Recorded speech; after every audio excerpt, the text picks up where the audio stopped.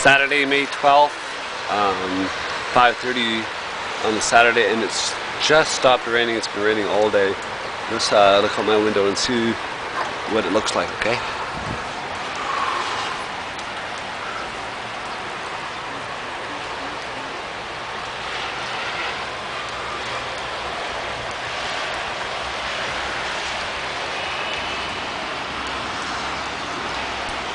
It's been raining cats and dogs all day.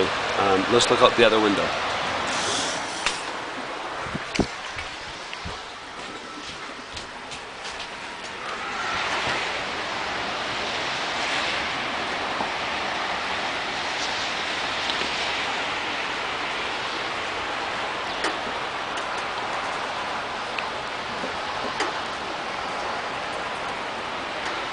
You know, this area is quite old, so it's full of red brick and clay and stuff like that. So when it's wet, it's really rich, vibrant colors.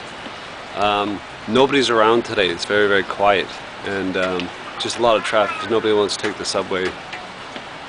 They're huddled in the cars. Anyways, have yourself a warm day on this cozy, rainy, wet Saturday in Seoul. Talk to you later.